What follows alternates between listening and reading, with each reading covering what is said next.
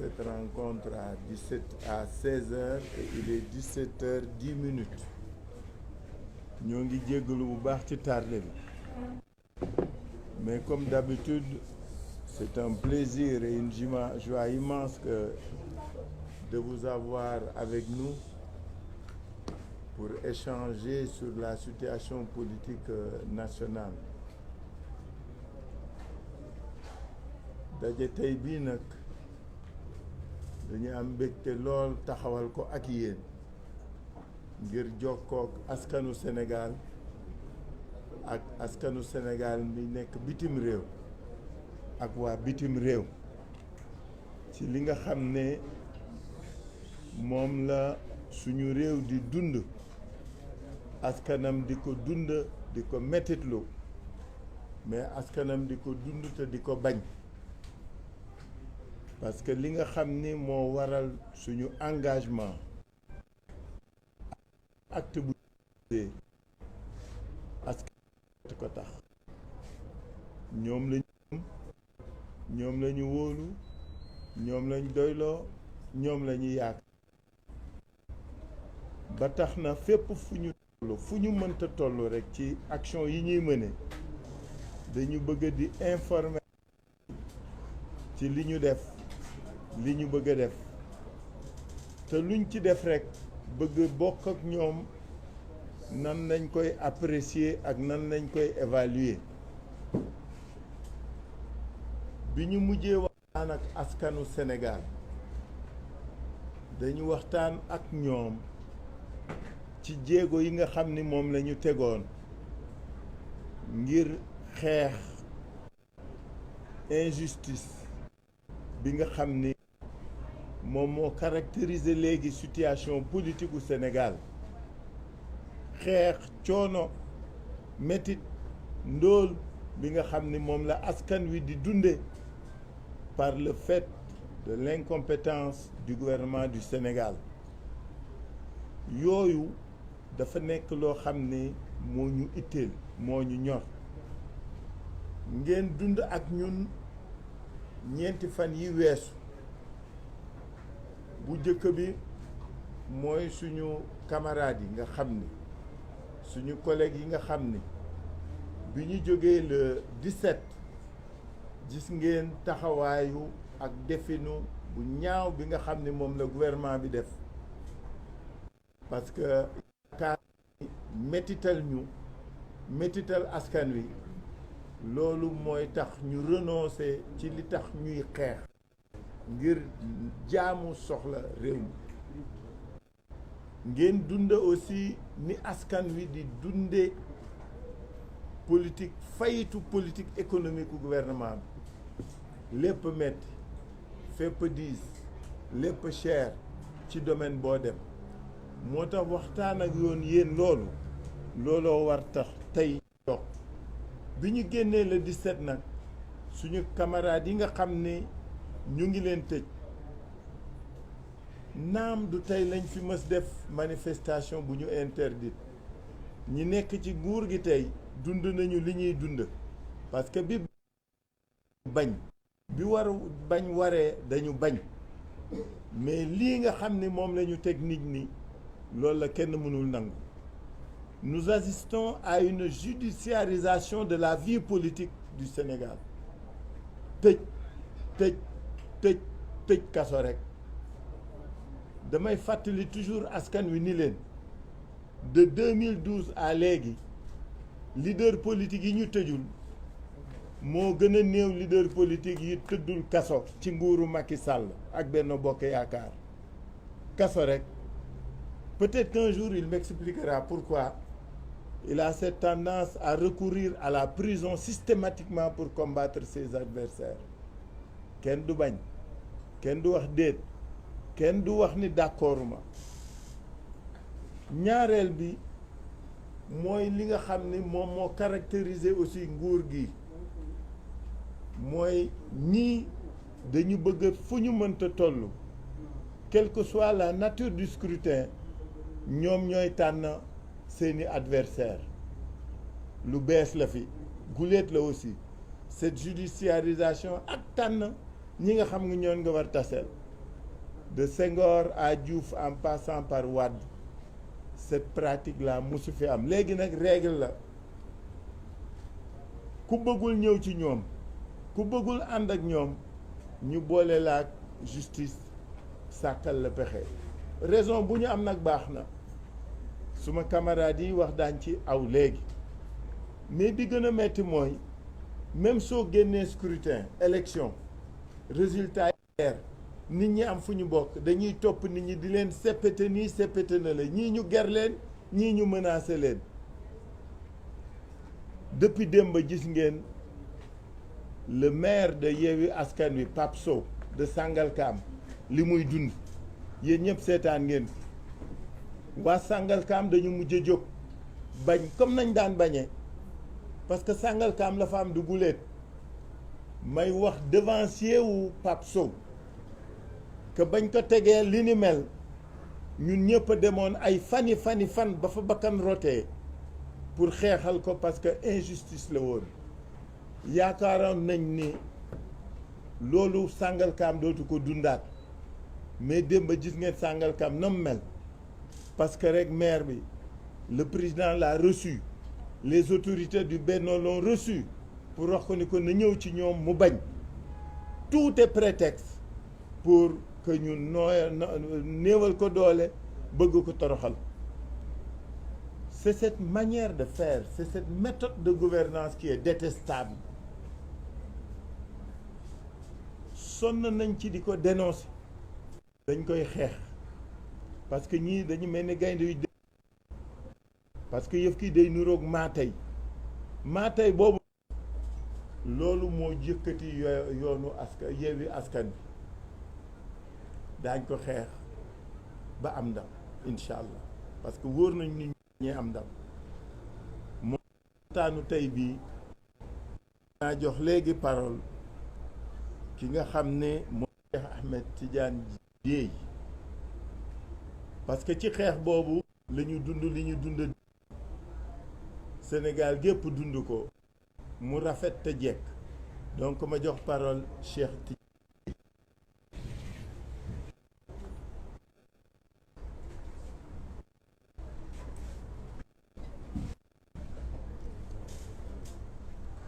asalaamaaleykum mbooloo mi jërëjëf Khalifa may tàmbali ci nuyoo leader Yewwi Askan Wi yi toog ci taabal ji di yëkkati kàddu ci turu coalition yëpp mu di ay kàddu yi sargal ay kàddu yi tatagal ak ay kàddu yi jaajëfal askanu Sénégal yëpp mu di Dakar ba Kédougou Dakar ba Bakel fépp ci Sénégal démb ci dëkk yi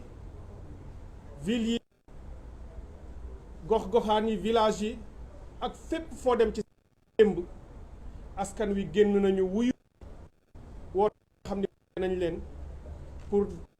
démb ñu leen ciy gërëm-gërëm bu amul àpp ndax démb sénégalais yaakaar naa ni gis nañu lu ñu mësta gis ci réew mi wala boog ñi féete ndaw xëy na ñu mag ñi sax am na lu gis ci ay at ca ginnaaw xaw na yàgg waaye lu mel ni li démb sénégalais yu bari ñu ngi koy ci doxal ci xalaatin ci jëfin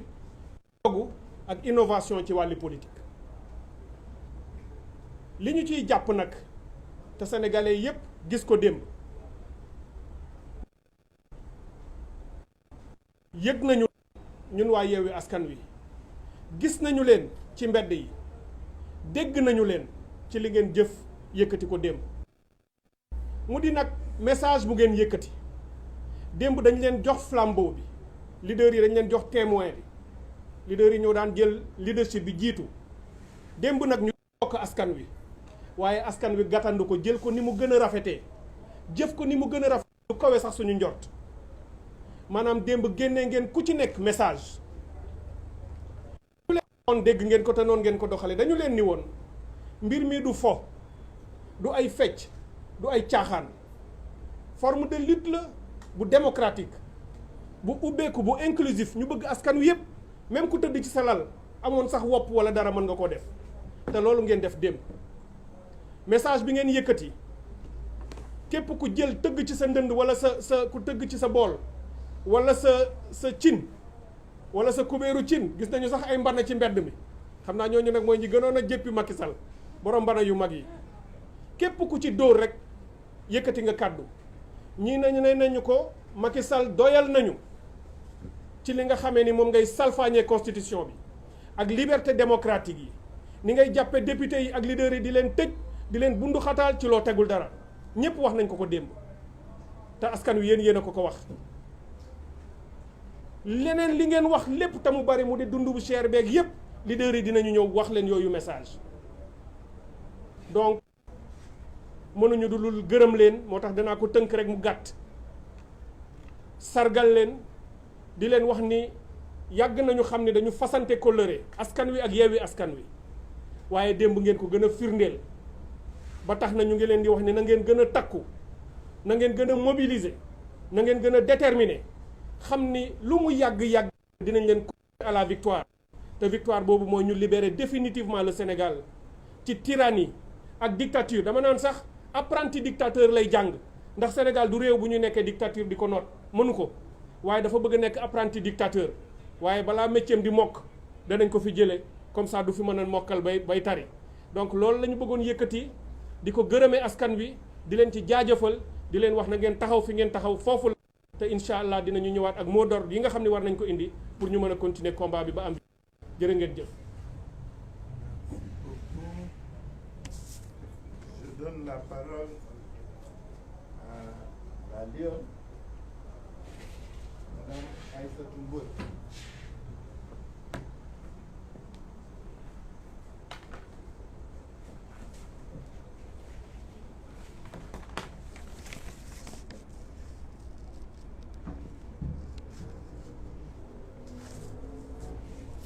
Je vous remercie, Monsieur le grand maire de Dakar, Mesdames, Messieurs les leaders de Yewwi Askan Wi, chers amis de la presse. Je voudrais commencer par une citation d'un penseur rwandais qui disait qu'un leader politique qui ne se soucie pas de son peuple devient le souci de ce peuple. Eh bien, nous ne voulons pas être le souci du peuple sénégalais. Nous comptons accompagner le peuple sénégalais dans ce qui l'intéresse le plus. Sa condition de vie, son bien-être, ses besoins. Je pense que nous avons eu raison d'organiser la résistance parce que nous subissons une injustice. Quand je dis nous, ça veut dire les leaders, mais aussi le peuple. Le peuple subit de graves injustices par rapport à tout ce qu'on lui prive. Au peuple une bonne santé. On prive au peuple une bonne éducation de qualité. Si vous allez chez moi à l'intérieur du pays, on prive au peuple une alimentation suffisante d'énergie, une alimentation suffisante en eau potable. Eh bien, ce peuple aujourd'hui est en train de résister sous toutes les formes. Et parmi cette résistance, une nouvelle trouvaille de notre ami Ousmane Sonko. Ousmane, je voudrais sincèrement te féliciter. Je pense que ce concert de casseroles est simplement un référendum. C'est un référendum parce que la majorité des Sénégalais étaient sortis hier et toutes les composantes de la société, c'est-à-dire tous ceux qui ne pouvaient pas venir à nos marches, tous ceux qui ne pouvaient pas venir à nos meetings ont manifesté à leur manière hier. Et à l'unanimité, je dois dire, ñaar rek moo amoon ñi nga xam ni seen qualité de vie seen jàng joxu leen ko, seen qualité de vie seen taxawaay joxu leen ko, seen qualité de vie li ñu jariñ réew mi joxu leen ko, ñooñu rek ñoo nekk ci jàmm. waaye démb concert de casserole bi képp koo xam ne am nga lu la naqare comme ni mu leen ko demandé woon rek wan nga li la naqare. yemuñu ci concert de casserole mais dañ ko booleeg ay discours mu ñor leen torop nag, ndax li nga xam ne moo tax mu gën leen a ñor mooy ku nekk daf naan sénégalais du respecter heure, mais bi 20 heures jotee pile ñëpp ñoo àndandoo pile. xanaa liñ doon xalaat kay mooy moom 10 minutes la leen waxoon ni leen nañ ko def 10 minutes gars yi ñenn ñi dem nañ ba minuit, kenn ku nekk da nga tolloog fu sa naqar toll, fu sa raala bool toll, fu sa maar toll ci réew mii ak régime bi. ñii joytu nañ ndox mi, ñii joytu nañ courant bi, ñii joytu nañ jàng mi, ñii joytu nañ éducation bi. Et je trouve que c'est une bonne alternative pacifique pas devant la répression sanglante de ce régime. di rey, di xaañ, di dóor, di gaañ, hôpitaux yaa ngi fees, di jàpp nag di jàpp te jàpp boobu léegi amatul xàjjeeg seen. léegi dañuy cibler ay nit ci kaw nu mu leen neexee ñu jàppale. attaqué nañ suñu liste nationale, léegi ñu ngi dem ci département yi, xam naa ne leader yi dinañ ci dellu si, waaye ñu ngi koy wax ni ko li muy def xam nañ ko. liste nationale bi moo tey lim ci def, parce que comme dama koy wax te duma ko noppee di ko wax, vide juridique mësul nekk sanction pour benn liste. d'autant plus que loo xam ne dañ ni booy invalider candidature bi mais mënul toucher recevabilité liste bi. loolu yëpp waxuñu ko. léegi nag mu ngi dem ci département yi, surtout département yi ko gën a poser problème. moo tax mu laal Mbacké, moo tax mu laal Pikine, moo tax mu laal Guédiawaye, moo tax mu laal Ziguinchor.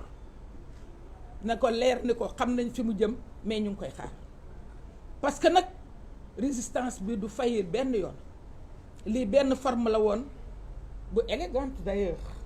boo xam ne apprécier nañ ko nag, parce que dafa nekk une approche inclusive boo xam ne ku ci nekk wax nga ni nga ko bëggee, ku ci nekk wane nga ni nga ko bëggee. mais référendum la nag, référendum la boo xam ni dañ ni woon ku bëgg ak ku d'accordul. ñi d'accordul ñoo doon tëgg démb te nag unanimement lañu manifesté wu. référendum la, référendum dañ naan oui ak non. oui au régime de Macky Sall kenn déggu leen, afon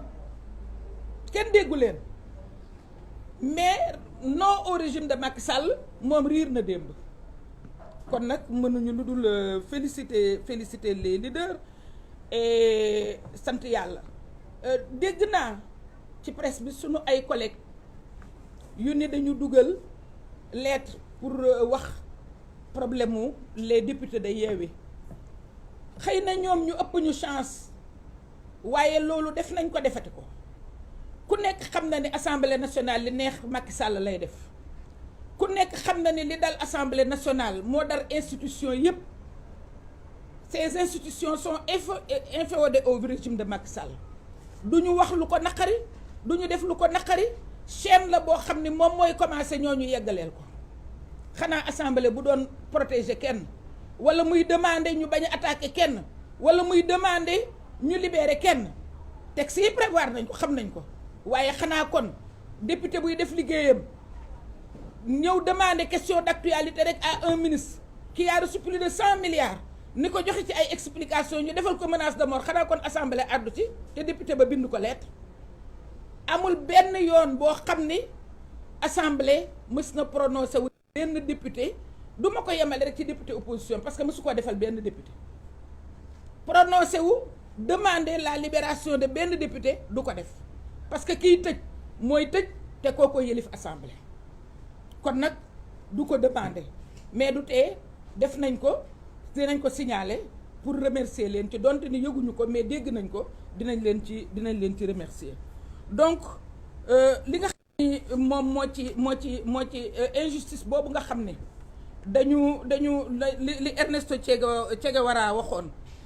on commence à mourir quand on commence à garder le silence devant l'injustice. Je crois que sunu collègues yooyu loolu la ñuy bañ ñoom itam bëgguñoo dee waaye Yewwi Askan Wi aussi bëgguñu dee moo tax duñu garder le silence. On continue à dénoncer l'injustice, à se battre pour la restauration de l'état de droit et de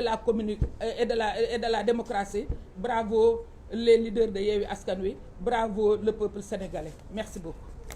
Merci beaucoup, Aïda. Je donne la parole à Habib Sy.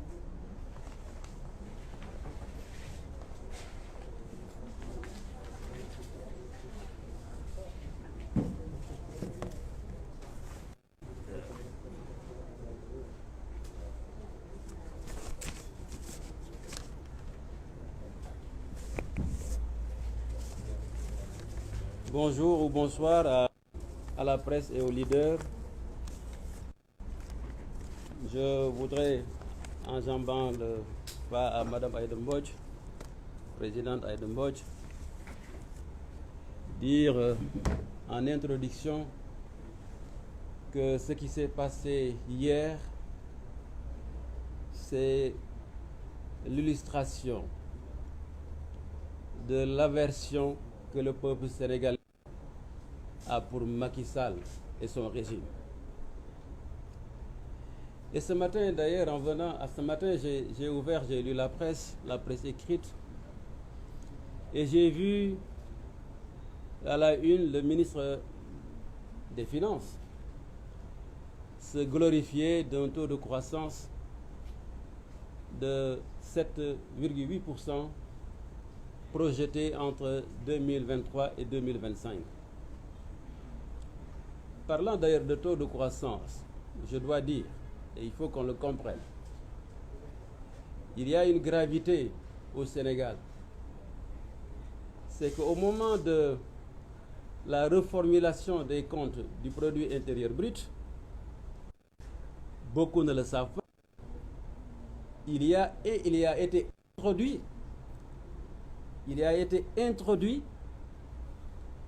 les activités des travailleurs du sexe,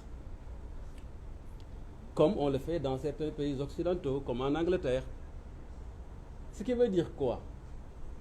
C'est-à-dire qu'ils ramassent tout pour le mettre dans la formation du produit intérieur brut, pour ne pas respecter le ratio de la dette fixé l'UEMOA, qui est de 110%.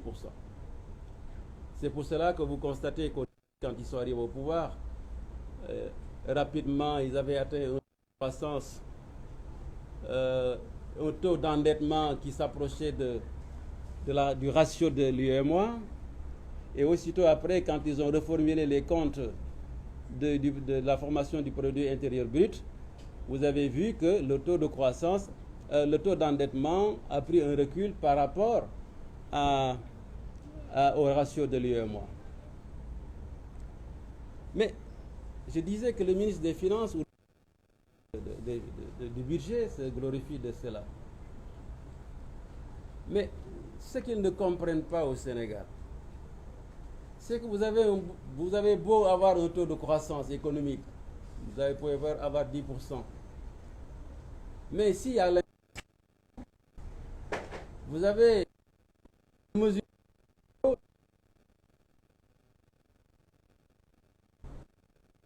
le premier pas,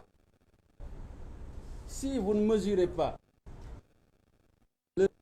satisfaction et que si ces taux à l'inverse du taux de croissance économique sont négatifs, vous ne pouvez pas faire de l'émergence, vous ne pouvez pas faire de progrès. Et c'est ce qui se passe au Sénégal. Le taux de croissance de la démocratie, la meilleure illustration, c'est ce. on enfreint nos libertés et même de droits fondamentaux, le droit d'aller et de venir. Vous avez constaté que le président Ousmane Sonko a été bunkarisé. Vous avez constaté que... Donc au Sénégal, le taux de croissance de la démocratie est drastiquement en baisse depuis que Macky Sall est au pouvoir. Vous y ajoutez la satisfaction, le taux de satisfaction de la demande sociale. Ce qui s'est passé hier, c'est la conjonction de ces deux dont j'ai parlé, manque de démocratie, déficit de satisfaction de la satisfaction de la demande sociale. Autrement dit, que les Sénégalais, autrement dit, on me signale même que le taux de production industrielle a baissé de 6,1%, ce qui est extrêmement grave, et le taux d'inflation est de 2%. De 2%, plus 2%. Alors ce qui s'est passé hier, c'est quoi? C'est que c'est la jonction de tout cela, le manque de liberté, mais l'insatisfaction de la demande sociale. Les Sénégalais veulent du pain, ils ne le trouvent pas à un prix qui est en dehors de leur revenu. Ils veulent du riz, ils ne le trouvent pas, ou bien s'ils trouvent le riz, c'est hors de portée de leurs possibilités financières. Ils veulent de l'huile, ils n'en trouvent pas. D'ailleurs, même les arrêtés du ministre du Commerce, si vous l'avez constaté, ne peuvent même plus encadrer l'évolution des prix. C'est la catastrophe. Et tout cela réuni fait que il y a un échec du plan Sénégal émergent. moom la ma sama benn xarit di wax, bu fekkee ne da nga def des infrastructures, vous y mettez des milliards, nga tax Sénégalais bi amul lu mu lekk, mënut am mburu, nga tabax terre, mënul am ceeb, nga tabax bus transfert rapide, c'est comme ça qu'on l'appelle, transport rapide, mënul am suukar. Tout ça sont des infrastructures. Mais comme me dit un ami, ce sont des infrastructures qui après conduisent à une infraction sociale. Je ne dis pas cardiaque, mais sociale. C'est le grand problème du Sénégal. Et Macky Sall n'a pas de solution par rapport à cela. Et moi, si vous vous souvenez bien, si vous le savez certainement, il y a le protocole de Maputo, la recommandation de Maputo sur l'agriculture. En 2002, j'étais ministre de l'Agriculture. Quand je suis allé à Maputo, à la conférence des ministres de l'Agriculture, il y avait Amara Essi, qui était le président intérimaire de la Commission de l'Union africaine à l'époque. Il dit un jour, en Conseil des ministres, il y a le président Houphouët-Boigny qui demande à le ministre des Forces armées qui demande au président Houphouët-Boigny de donner des instructions au ministre de l'économie et des finances pour qu'il donne de l'argent pour acheter des armes. Et quand il a fini, le président Houphouët-Boigny lui demande: Monsieur le ministre des Finances, est-ce que vous avez de l'argent pour le ministre des Forces armées? Il dit: Oui, monsieur le président. Il dit: cet argent-là, il faut plutôt le donner au ministre de l'Agriculture, parce que la première sécurité, c'est de donner au peuple à manger. Et c'est ce que le Sénégal a arrêté. C'est pour cela, à l'époque, moi, j'avais proposé que les budgets des États africains prévoient 10% d'investissement, je dis d'investissement pour l'agriculture. Je ne parle pas de l'agriculture, mais d'investissement. Or, aujourd'hui, mais c'est peanuts. Si vous avez un budget de 5 000 milliards, il n'y a que 60 milliards d'investissement pour l'agriculture. C'est ce que fait le gouvernement de Macky Sall. Kon fofu nan nga mëna amé souveraineté alimentaire, mëno bay ceeb bu doy, mëno bay dawlin bu gerte gu doy, mënoo am suukar bu doy mënoo am sax dugub bu doy. Et il se glorifie des fois d'avoir 3 millions de tonnes de céréales, alors qu'à côté, le Mali, qui est moins doté que le Sénégal, vous fait facilement 5 millions de tonnes de céréales. Et les Sénégalais importent même du mil du Mali. Si l'économie est aussi faible au niveau interne et qu'il n'y a aucune mesure qui est prise par le gouvernement pour protéger cette économie et la promouvoir,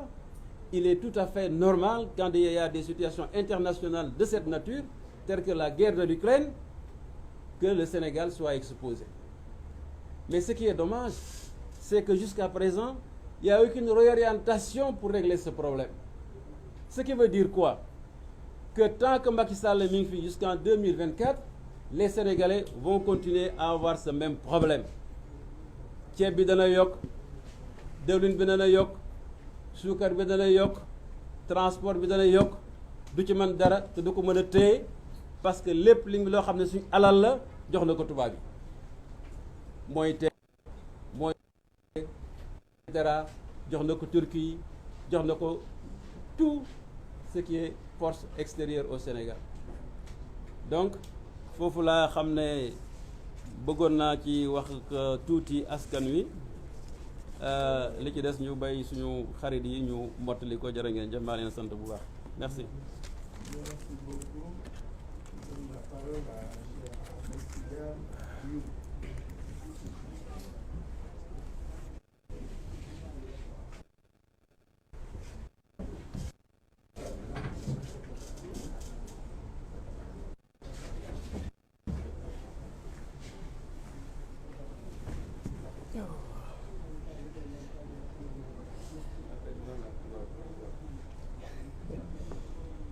Bonjour, mesdames, messieurs les journalistes. Nous voilà encore une fois de plus devant vous,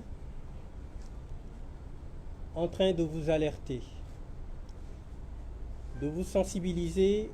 de vous informer sur la situation extrêmement dangereuse du pays. Nous vous l'avions dit et répété dans nos précédents points de presse qu'aujourd'hui le Sénégal entre définitivement dans une dictature. Mais je commencerai d'abord à remercier ce peuple responsable, ce peuple mature, ce peuple digne, ce peuple conscient des enjeux actuels qui, depuis plusieurs semaines, a pris ses responsabilités. Le tsunami de casseroles que nous avons vu hier montre à suffisance que ce peuple digne a vomi le président de la République, M. Macky Sall. Mais malheureusement, ce dernier n'a aucune conscience de la volonté du peuple. Force est de constater que ce peuple n'avait plus le choix. Un peuple martyrisé, un peuple bâillonné, un peuple intimidé, un peuple emprisonné, privé de ses ressources naturelles, un peuple privé de ses produits, de tout ce qui est produit halieutique. Ce peuple n'avait aucun choix que de faire face à ce président qui, comme je vous le disais dans notre précédent point de presse, vit dans un monde parallèle. Monsieur Macky Sall, aujourd'hui, a été, comme je l'ai dit tantôt, vomi par le peuple sénégalais. fi ñu tollu tey ci doxalinu réew mi, fi ñu tollu tey ci Sénégal ni ñuy dunde, jot na ñu wan Macky Sall une bonne fois que ne moom li ko war mooy mu abal ñu. Voilà un président qui déteste son peuple. président la boo xamante ne nii ñaar lay déglu ses conseillers mystiques et les occidentaux ñooñu ñoo mën ci moom dara ces conseillers mystiques yi koy wax ne ko faut mater le peuple, faut les brutaliser, faut les tuer pour am un troisième mandat ak les occidentaux yi koy wax ne ko na nga def tout ba am un troisième mandat bu ko defee contrat yi nga xam ne nii signé nañ ko ñu mën ko préserver Macky Sall ñooñu lay déglu waaye ñi nga xam ne nii ñoo ko fal muy peuple sénégalais faalewu leen joxu leen orma yëgu leen te depuis mu nekk fi depuis 2012 loolu lay wane sama camarades yi nga xam ne nii ñoo jëkk wax nañu coono bi nga xam ne moom la sénégalais gis nga li xew dafa am lu mu wane ci situation bi sénégalais yi du dund mooy la disponibilité des casseroles parce que casserole yu sénégalais yëpp dañoo dëpp sénégalais yi reer ndekkeetuñu te ñi ci tane dañuy añ rek ki reerul casserolom yëpp dëpp gis ngeen démb muy góor muy jigéen muy mag muy ñi nga xam ne nii sax dañu dem ba tollu ci benn âge bi dañoo génne wax ne ko Macky Sall doyal nañ ci yow waa su fekkee da nga jiite réew boo xamante ne ni population bi ci boppam nee nañ la doyal nañu mais nga war a am benn humilité benn sagesse nga déglu leen waaye ñu ngi wax askanu Sénégal ne leen jamono yu ñu toll Macky Sall def na lépp ba mu des mu dégg li ko sénégalais yi di wax mu dégg li ko sénégalais yi di wan li muy dégg moom laa leen wax ci sama njëlbeenu wax mooy li ko xërëmkatam yi di wax ak promesse yi mu jox occidentaux yi loolu ko yitteel dafa nekk ci benn état d'esprit de va-t-en-guerre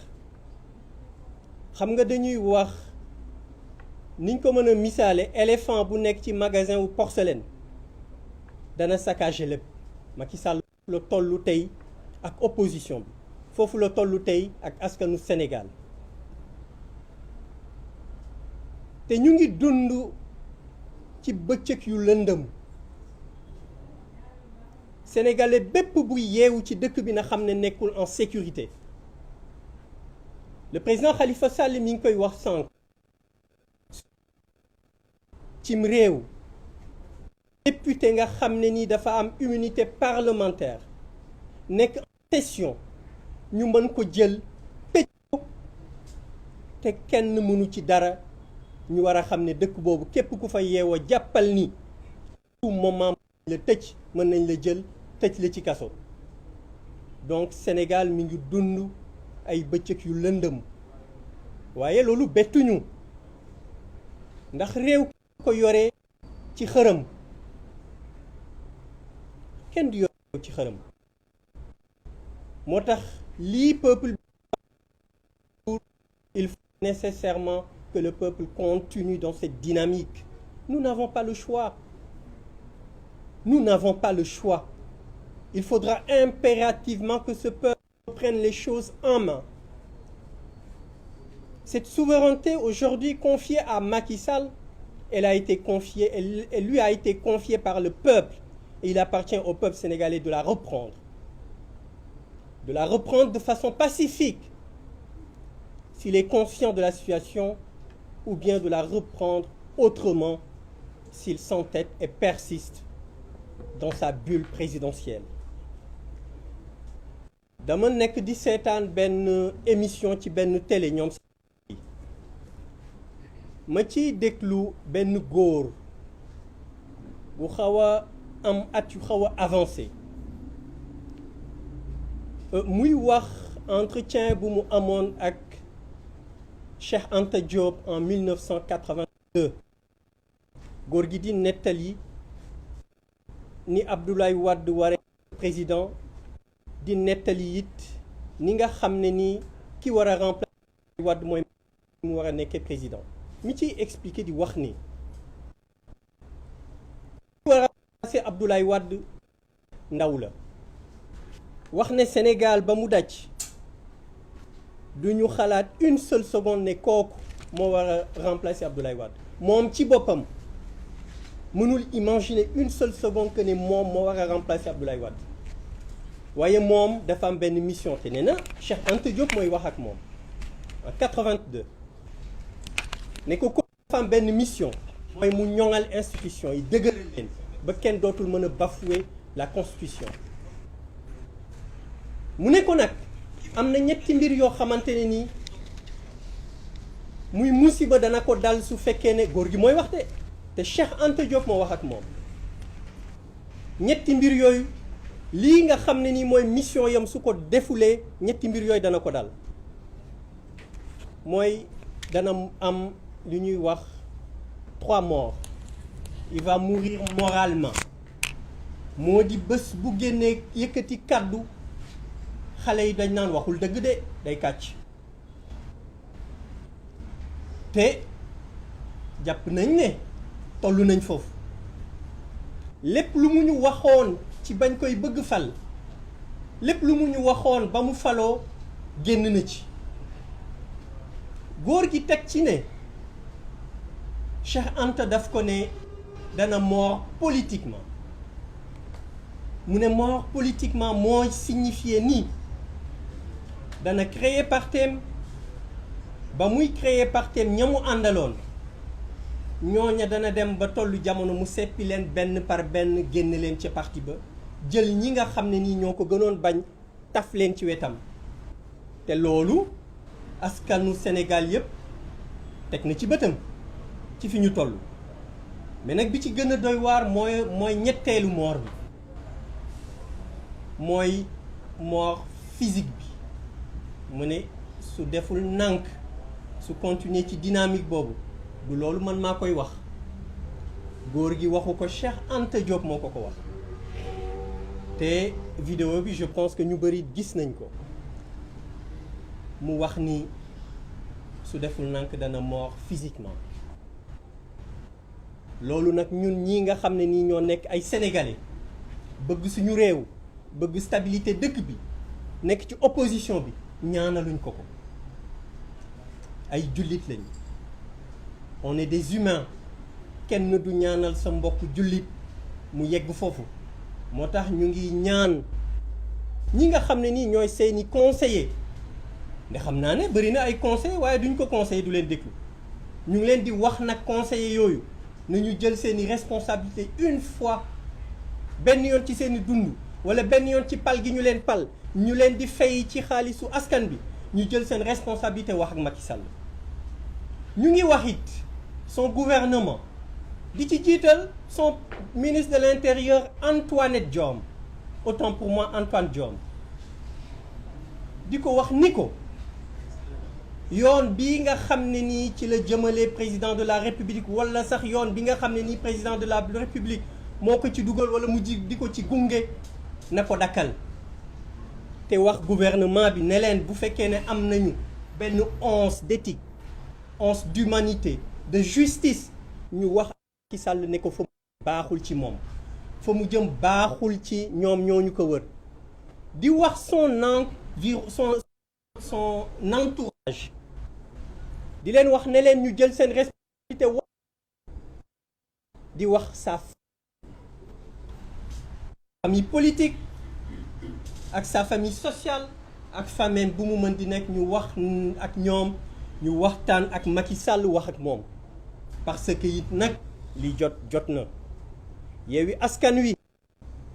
position bii mu nekk du ci reculer na ko sénégalais yëpp xam parce que am na loo xamante ne nii mënatul am te dootuñu ko nangu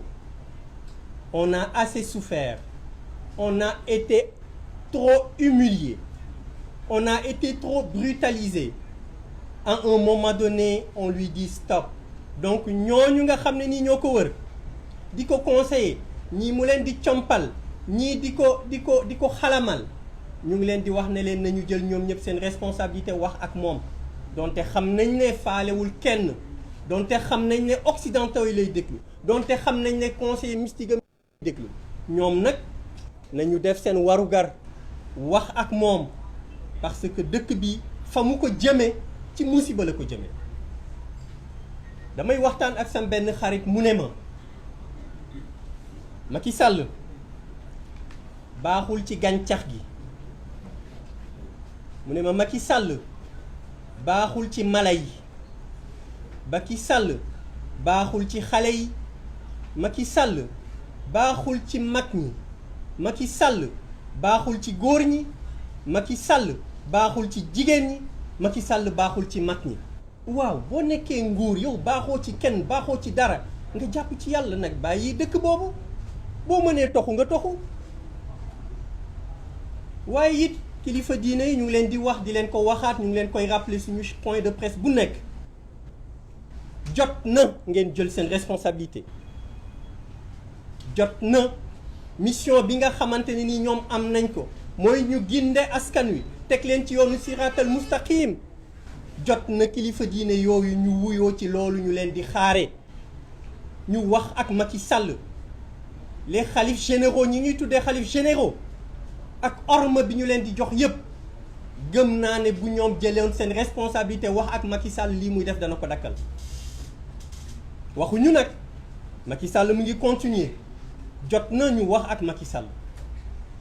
jot na clergé mu wax ak Macky Sall parce que dëkk bi fa mu jëm ah ñun day Yewwi Askan Wi duñ ne waxoon nañu ko duñu ne waxuñ leen ko woon te ñun toll nañ foo xamante ne nii wax naa ko sa wat suñu responsabilité ñu nekk lii ñu gëm ne moo njariñu askan wi xeex ngir turu askan wi xeex ngir askan wi mën a dund correctement loolu duñu ci jóg tey duñu ci jóg suba duñu ci jóg gannaaw suba Macky nag Macky Sall ñu ngi koy wax ne ko doy na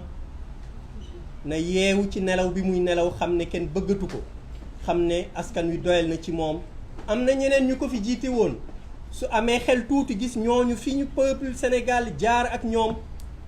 dina war a yeewu xam ne xërëm yorul réew dana war a yeewu xam ne ay saafaraak ay def ci ndox meeg def ci ceeb beeg suul ci géej gi loolu yorewul réew de xam-xam moo yore réew bëgg sa réew nga mën a téye sa réew bëgg sa askan nga mën a téye sa askan waxoon nañ ko suñu point de presse bi jàll réew dina am fu mu toll ci gravité dina am fu mu toll ci instabilité ñi ñuy woowee les forces de défense et de sécurité bu ñu nangu ñu tef leen ay bouclier ñu nangu ñu jaare ci ñoom taal dëkk ñu ngi leen koy bàyyiloo xel waxoon nañ leen ko suñu point de presse bi passé waaye dañ leen koy fàttaliwaat parce que xam nañ dëkk bi fi mu toll ñoom ñi nga xam ne nii ñu ngi ci mbedd mi ñoom xam nañ ñoo ñu gën a xam situation dëkk bi nañu jël seen responsabilité bañ benn ministre de l'intérieur boo xam ne nii xamatul fu muy teg boppam wala fu muy teg tànkam parce que li ñu koy sant moom ci boppam sax attanutu ko mu leen di jox ay ordre yoo xam ne nii day taal dëkk ñu di ko exécuter waxuma nag les 7 pyromanes ak cour bi nga xam ne nii moom lañ doon wax cour suprême bi nga xam ne nii moom xaw ma sax naka lañ ko war a tuddee justice daal lu jëm ci wàllu justice jamono bi ci réew mi dafa nërmeelu moo tax nag askanu Sénégal jël nañu seen responsabilité te jël bi ñu jël seen responsabilité du dakk tant que Macky Sall jëlul ay dàllam génn dëkk bi joxe tablier bi wala mu nekk nit xam ne nii gis nañ ne lii mooy li gën ci njariñu askan wi ci wàllu élection yi des élections inclusives askan bi du bàyyi li muy def te dina jël responsabilité am ñu ngi guddal ci wax bu gudd bi wasalaamualeykum wa rahmatullah.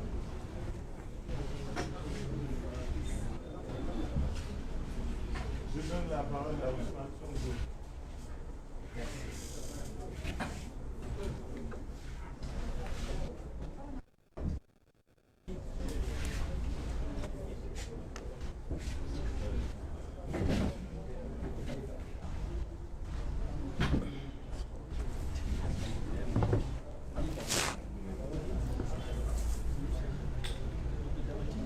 merci beaucoup président Khalifa mbokk yi ñu ngi leen di nuyu di leen ziar di ziar bépp sénégalais bu ñuy déglu ñuy seetaan damay mottali rek ci li suñu yeneen camarades yi ubbee waxtaan bi te muy lu am solo ñu fas yéene nag waxtaan ak askanu Sénégal bëgg waxtaan ak askanu Sénégal waxtaan bu dal waxtaan ci li ñu bokk muy réew mi ndax it kenn ku ne ci ñun am na lu la màndargal loo xam ne au moins même su dee benn rek am na lenn lu la màndargal loo xam ne bokkoo kook sa morom moo xam ci dëkk boo dëkk boo cosaanoo moo xam ci waasoo goo bokk walla diine gi walla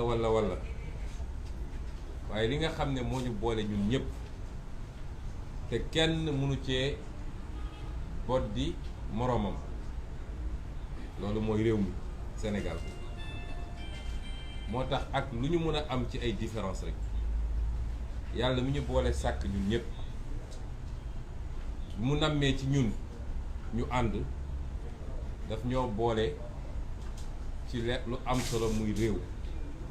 ba nga xam ne tey képp kuy sénégalais rek ñun ñoo bokk destin mooy ñoo bokk jëmukaay imma réew mi day baaxal ñëpp walla mu bonal ñëpp parce que même bu réew mi bone ñi nga xam ne jàpp nañ ni ñoom exception lañu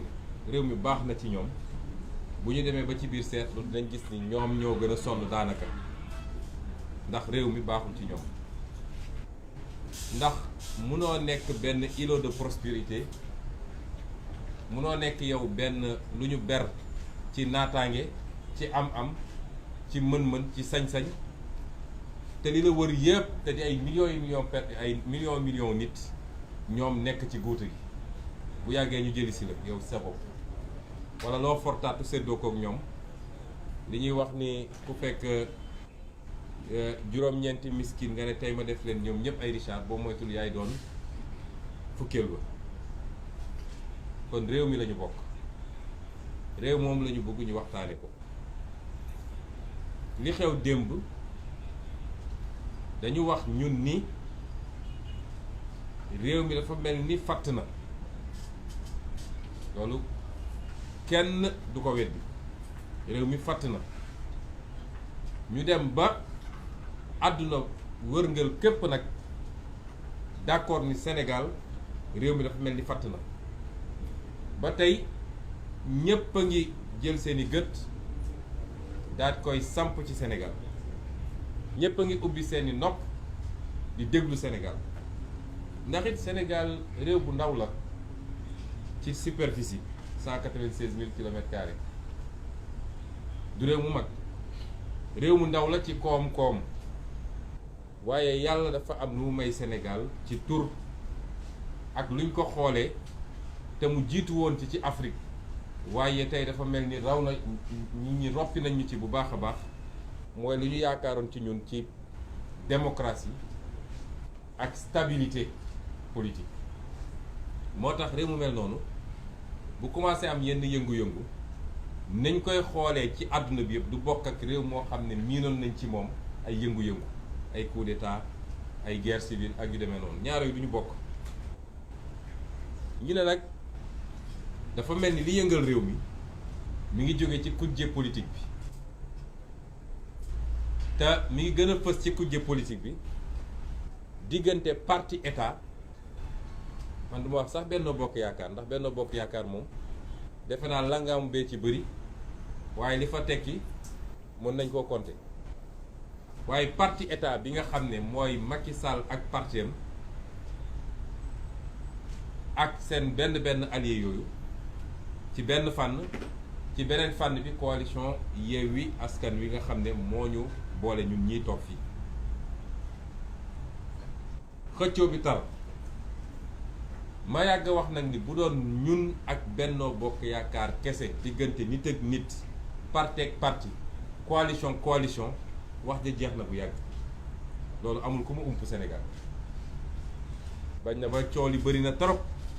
waaye bu desee lu dul génn ci terrain bi gisaguloo leen de kon li tax coow li am ak fan lañu jëlee ñoom seen dëgërlaay mooy utiliser li nga xam ne lépp ay jumtukaayu état la ñu tegoon ko seen loxo pour ñu toppatoo nekkinu Sénégalais yi ci wàllu kaaraange ci wàllu koom-koom ci wàllu njàng ci wàllu leneen leneen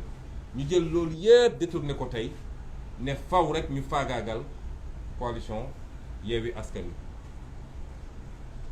moo tax keroog bi ñu mujjee daje fii ñu ne leen ñun Yewwi Askan Wi jàpp nañ ni ñaari jàmbaar walla ñaari mbër bu ñuy jàmmarloo mbir mi yàgg te métti kuy àtte ñun nag ñu jàpp ni àtte gi mënul jóge lu dul ci askan wi nga xam ne muy ñoom muy ñun kenn ku nekk nee na askan wi la fi bëgg a nekkal kenn ku ne nee na askan wi la bëgg a jëriñ kenn ku ne nee na askan wi la bëgg a defaral kon kay askan woowu moo ñu war a àtte moo tax nag ñu ne nañu delloo askan wi kàddu gi delloo askan wi kàddu gi mooy may askan wi fu mu waxee fu mu exprimer woo fu mu génnee lu nekk ci moom ba ñu xam ndax askan wi Macky Sall la àndal ci lii muy def am askan wi opposition bi la àndal ci li muy xeex loolu mooy li waral li am démb mu yoon nag loo xam ne lu ne mënoon na ci am waaye ñun wóolu nañ suñu bopp ndax xam nañu li ñu séq ak askan wi xam nañu li ñu jiyan askan wi ndax bi ñu dooree ba léegi askan wi dañ leen wax dëgg dañ leen xeexal li nga xam ne moo yàq réew mi bis bu ne ñu wax leen ko li ñuy làq ci ay njomme bis bu ne ñu sulli ko ci loxo askan wi kon ñun wóolu nañu suñu diggante ak askan woowu te xam nañ ni askan wi xam na ni suñu yéene gu sell la ci li defar réew mi moo tax ñu ne nañu delloo kàddu gi askan wi imma askan wi dinañu wax ni d'accord ñoo ak yéen ànduñoo ak yéen Macky Sall la ñu àndal ak ñi mu bokk walla askan wi nañu yéen lañu àndal nag li ngeen jàpp naa ni kuy sénégalais fanaan démb ci réew mi ak képp kuy nit ak foo nekk ci àdduna démb mën ngaa seede ni askan tontu na te tontom mooy Yewwi ànd ak loolu amul lu ñuy lam-lame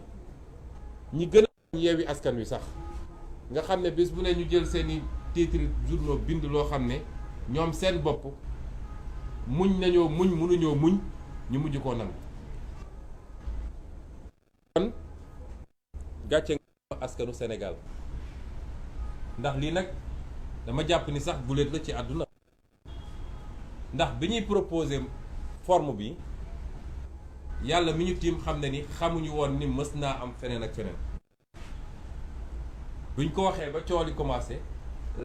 am na yeneen réew yu mu amoon waaye loolu mooy firndeel ni Sénégal problème am na exemple li ñu jox yëpp dictature la woon dañuy wax Chili la amoon bi fa Pinochet di nekk Pinochet ñëpp xam nañu dictature sanglante la woon li mu rey ci ay doomu aadama kenn xamul nu mu toll ba tey jii Chiliens yi ñu ngi vivre sekeenu dictature ñu ne ñu foofu la amoon dellu si ne ñu la amoon ci jamono Shah d'Iran nga xam ne dañ ko ngémboon mu noot askan wi moom ak ñi mu àndal ñu daan gëmm ci seen i gët fi lekk pétrole bi nga xam ne mi ngi woon Iran yombal na leen ko yóbbu kon suñu joxee ñaari exemple ñetteel ba di Macky Sall wane na ni na askan bu ko génn démb wane ko lu amul benn lam-lame kon loolu Macky Sall waaye ñu bëgg a waxtaan ak askan wi ne leen ak mbir mi nu mu xumb du woon bu mbaay feet taxu ñoo jóg xol bu naqari moo ñu tax a jóg nit nag ni nga mën a fësalee sab naqar mën na bëri forme bii paa ñu tànn forme bi muy forme boo xam ne jàpp naa ni ci forme yu gën a mate la ci nu nit mën a fësalee ay naqaram waaye defuñu ko pour foo ñu wax ko léegi parce que léeg-léeg mu am ñu bëgg a jaxase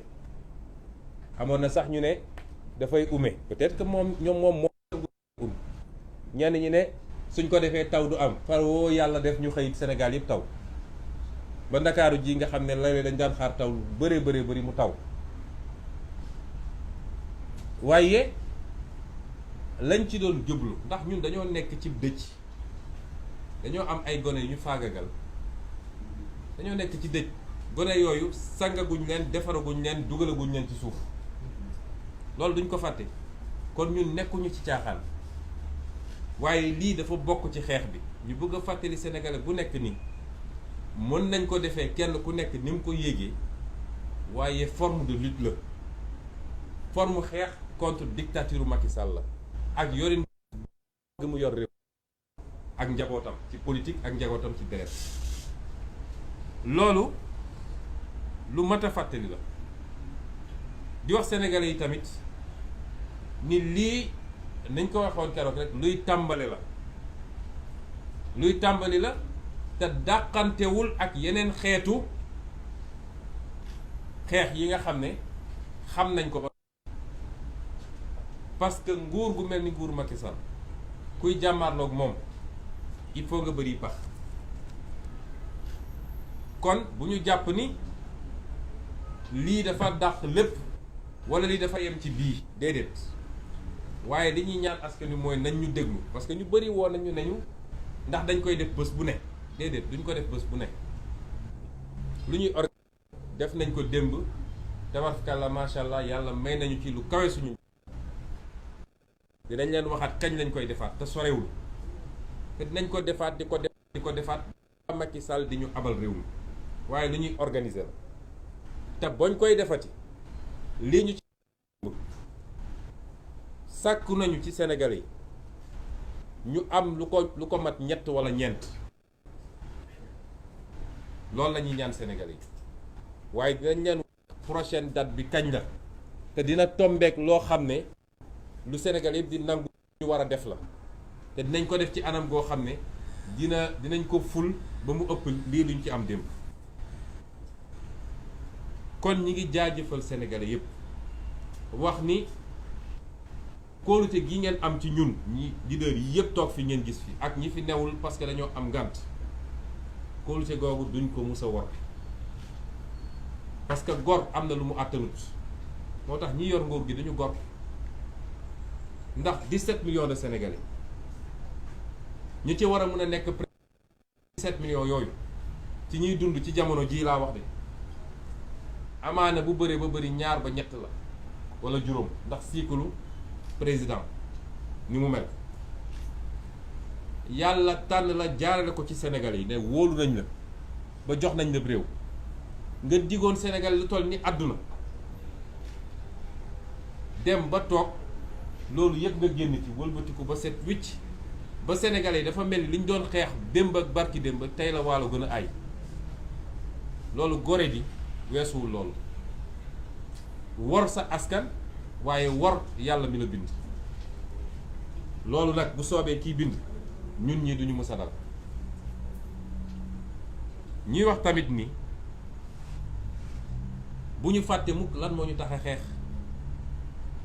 lan moo tax ñuy xeex kenn ku ne am nga mun nga ci am loo xam ne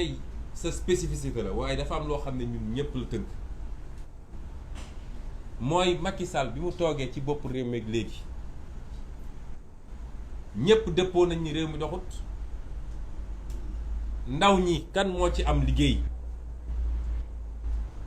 xam nga bi ñu génnee ci événement mars daaw yi dafa ne dégg na Sénégalais yi waaye dégg na Sénégalais yi xam ngeen lu mu ci jubloon mooy lii ma dal dootuma dal maa ngi dem uti ay ngànnaay maa ngi dem recruter ay alkaati ku fi yëngatooti dinaa la duma yoo xam ne kenn dootul ñeme sax yëngal baaraam loolu la doon wax dégg naa leen yéen Sénégalais yi waaye du woon dégg message u Sénégalais yi nekkoon li ñu la doon doyee yow ba teg la ci boppu réew mi du lii ngay def fi mu toll nii ba tax ñu fàttali tuuti lan moo ñu tax a xeex li ñu tax a xeex bu ci njëkk mooy tey Sénégal ndóol na ndóol go ci at wu ne bu ñu génnee classement réew yi gën a ndóol ci ci àdduna bi ñu ne ñaar fukk ak juróom yi gën a ndóol ci àdduna bi Sénégal ci la bokk te boobu jamono amul lu ñu yàlla desal ci koom waaye Macky Sall jaay na lépp du pétrole du gaz du or zircon du muy jën gi suuf si lépp loo mën a xalaat fer bi phosphate bi lépp Macky Sall jaay na ko te loolu ñëpp xam nañ ko bu ne mun nañ leen wax kan la ko jaay yenn anam la ko jaay ak lan la ci Sénégal ñàkk ak lan la ci Sénégal am mu jur ndóol gi ñuy dund te fileeg Macky Sall mi ngi fi ñun ñoo leen ko wax rawatina ndaw ñi dina métti trop ci yéen Sénégal tey réew yi ñu wër yépp Sénégal la leen ëpp normalement PIB mooy suñu doon natt koom-koom bi bu Côte d'Ivoire waaye Sénégal moo gën a kawe ay njëg ci zone UEMOA bi daanaka Mali Burkina Niger ak feneen foo dem Sénégal li fi ceeb di jar diwlin di ko fi jar essence di ko fi jar ak leneen ak leneen du jar foofu am na ci ñoo xam ne sax fii lañuy jaare ci pooru Dakar bi pour mun a yeggali seen marchandise te suñu demee foofu ñoo ñuy gën a néew le njëg Sénégalais yi sonn nañ ba fu sonn yem suñu yaay yi sonn nañu xale yi gàcce la dem ba toll ni nga toll sol di mun a sol sa dàllu bàyyi te munoo joxe 1000 francs par jour ci kër gi boo ndekkee dañ la koo jox te nit ñi bëgg nañu liggéey Sénégalais yi sonn nañu secteur économique yi munoo ci génne benn transport bi sonn na artisanat bi sonn na industrie bi sonn na maraîchage bi ak mareyage bi sonn na agriculture bi waxi nopp napp gi càmm gi loo jël ci Sénégal foo tudd secteur yi nga xam ne nag ñooy salariés yi ñoom ñoo gën a deeti ñépp a sonn Sénégal ñaareel bi muy situation réew mi ci li nga xam ne kenn ku ne ci ñun bëgg nga dund ci réew moo xam ne dafa am démocratie ak liberté parce que gis nga yooyu fu mu ñàkk rek njaaxum am gis nga ñun ñii xamuñu lu bari mais ku fi nekkoon ci réew moo xam ne dictature am na fa wala ñu ne régime militaire bu sanguinaire toog na fi da ngay gis ñenn jóge ci yenn réew Afrique yi bu ñu ñëwee Sénégal day mel ni àjjana lañ ñëw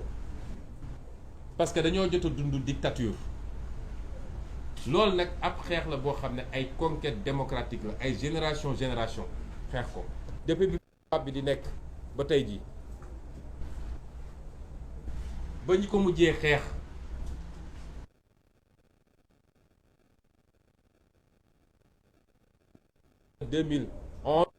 am na lu fi xewoon Sénégal dégg ngeen keroog li professeur Abdoulaye Bathily wax nga xam ne monument la ci xeex démocratie fii muy lu am solo loolu yépp nag ñu dajale woon ba teg ko fi mel ni Macky Sall ñëw na nee na démocratie googu dootu fi am parce que moom dafa bëgg a téye nguur gi ci anam xam ne du ko séddoo kenn du ci wax ak kenn bëgg a toog mooy li ko dese ci ngiru dundam dafa bëgg a nekk président de la république menace boobu bokk na ci li ñuy xeex tey te li ko mën a firndeel bëri na. Macky Sall bi mu fi nekkee léegi justice bi musiba la ci Sénégal kenn ku ne ci dès lors que nee nga man ànduma ak Macky Sall xamal ni sa cellule Macky Sall defar na ko ba noppi ba toog. Macky Sall bi mu fi nekkee léegi keroog bi ñuy def décompte bi te dinañ ko publier tëj na lu ëpp 700 personnes pour motif politique 700 personnes tëj na ko pour motif politique. ñenn ñi léegi ñu ngi toog ci conseil des ministres parce que moyen de chantage da koy def ci nit ñi moom jàpp na ni faw rek nit ñi ànd ak moom ku àndul ak moom mu ne la dinaa la pexeel bi mu fi toogee ba léegi lu ëpp 700 personnes téye na leen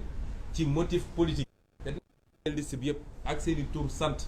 ñii xam ngeen leen siiw nañu ñii peut-être siiwuñu lépp Macky Sall moo leen téye ñii activiste lañu ñii acteur politique lañu.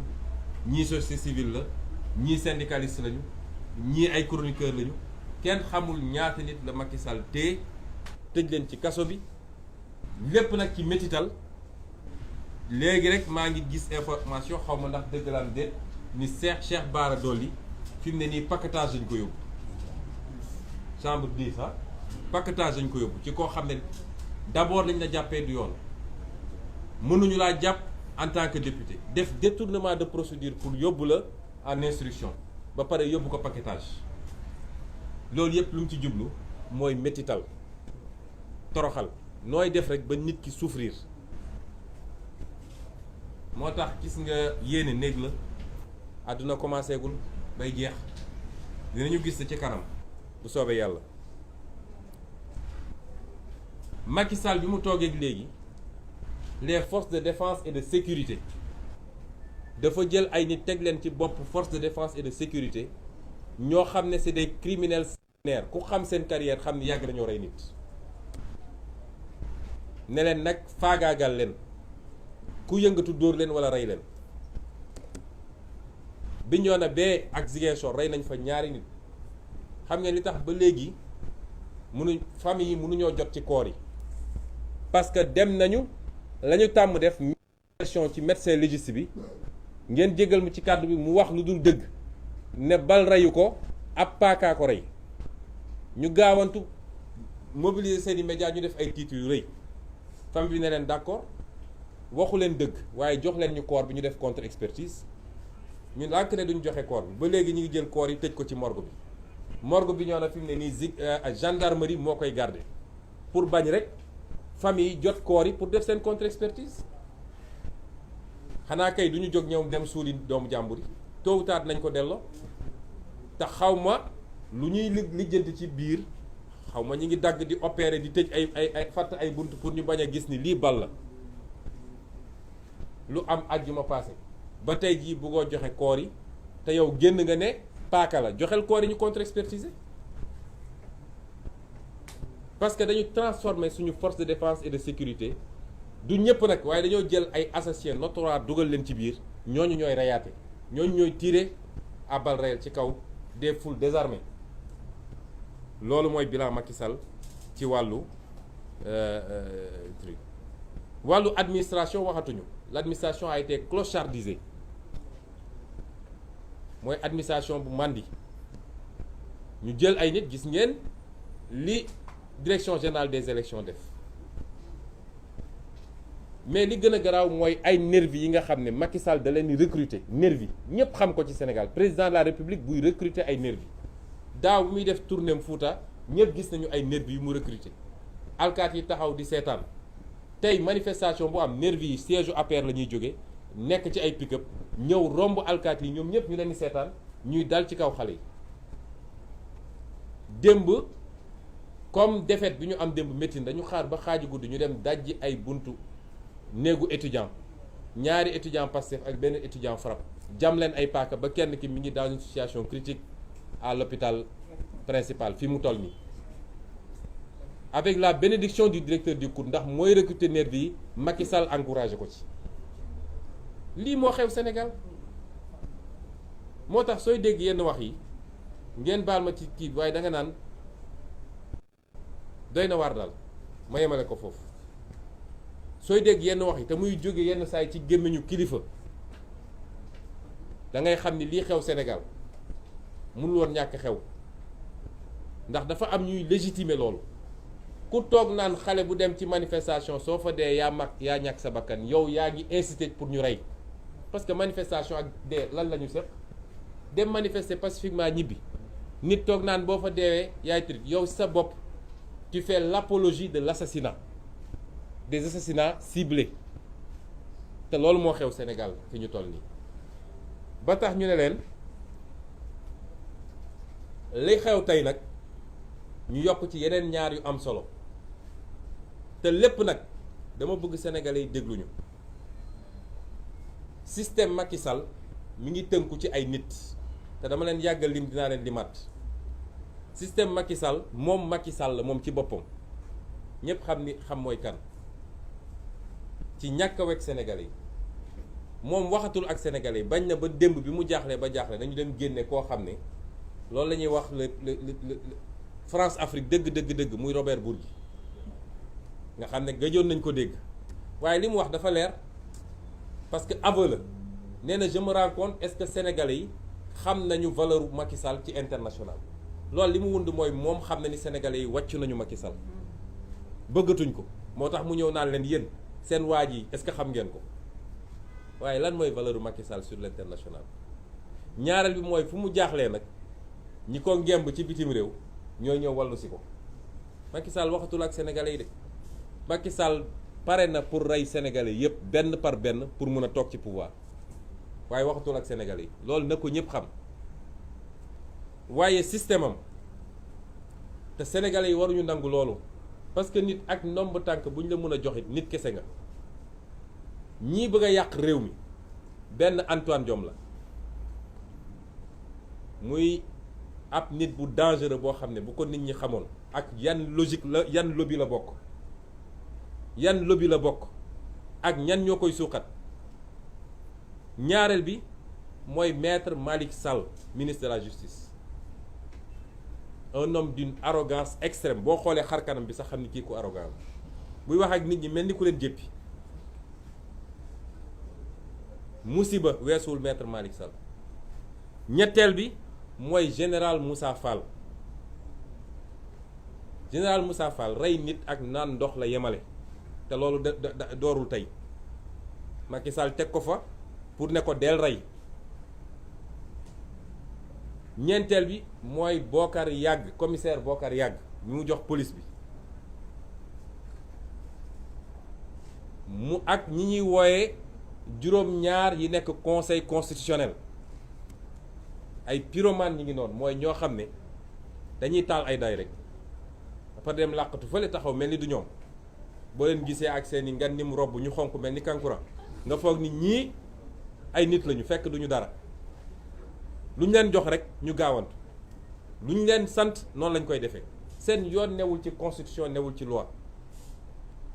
ak Cheikh Tidiane ñu wax na ko léegi cour suprême ak ñi fa ne ak procureur de la république wala les procureurs parce que ñoom ñëpp presque benn lañ am na peut-être benn exception ñii ñoo nar a taal Sénégal est-ce que ñun 17 millions de Sénégalais war nañoo nangu lii tey ñi ngi def ay affaires yoo xam ne kenn xamul noo ko mën a xoolal ay xale yu ñu jàpp yow jàpp nga xale ci manifestation am na ñoo xam ne sax mineur lañu koo jàpp ba pare c'est un citoyen yorul arme yorul dara nga yóbbu ko ba commissariat tëj ko jël ay korosu fatal dóor ko ba toj bopp bi léegi laa jóge coupé ak avocat maître Diagne Ziguinchor am na xale boo xam ne mi ngi diggante dund ak dee jàpp nañ ko ba yóbbu commissariat dañ koo dóor a dóor ñu ne leen évacuer leen ko hôpital ñu lànk ne duñ ko évacuer hôpital loolu ban rapport la am avec l'exercice d'une profession de policier te nag nit ñi dinañ commencer fayu parce que ci dëkk bi la ñu dëkk ñi ngay dóor dañu am njaboot nga am njaboot xam nañ foo dëkk xam nañ koo doon am na loo xam ne amul benn rapport ak policier te nit ñi dinañ jël seen matuwaay de parce que foofu la ñuy mujje ci réew mi jàpp nit teg ko di ko joggati di ko dóor yor ay crosse fital di ko jam ay lu ne nga jam ko mais au nom de quoi ñu ngi lancer un appel aux forces de défense et de sécurité nañu delloo ci seen xel parce que ñii di leen utiliser pour loolu ñooñu seen bopp lañ fi nekkal ay milliards lañu yor ñoom yow ñu lay xaw ma lan ba pare naan la demal dóor nit ñi bu ñu génnee nag mel ni du ñoom di gentil lu di baax lu man xaw ma ndax suñu leen di yónni léegi dañ leen di jox yu ñuy naan wala parce que ki ngay dajeel ci beneen anam ak soo dajeeg moom foofu du doon benn nit bi lan moo ko fi jar Macky Sall day dem au plus tard 2024 mu jóge fi ala kulli xaal kon dañu delloo ci seen xel du ngeen ay bàyyi ma ay nit ngeen